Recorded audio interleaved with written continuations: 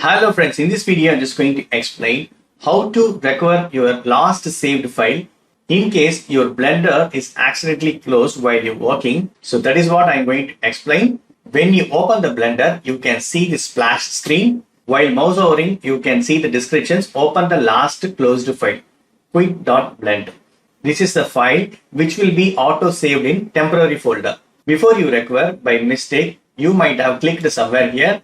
The splash screen will be gone, but you can again bring that. So go to this Blender icon. So here you need to click on this splash screen.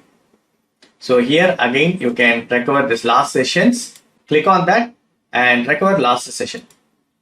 So whatever the file I worked right, that is displaying here. Going back to layout, I'm going to tell this. Also, you can check under file. Here you can see these options, recover. And first one is last session.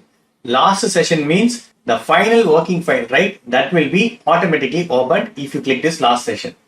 So auto save, right? You can see lot of files. Whenever accidentally your Blender is closed, that will be auto save. That you can see under temp folder.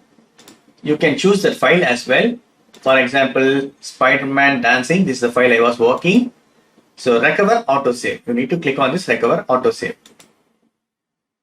You can see this.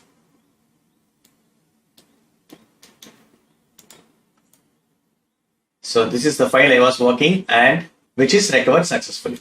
That's it friends. This is the way you can recover your last working file. Also, you can recover previously working file in Blender.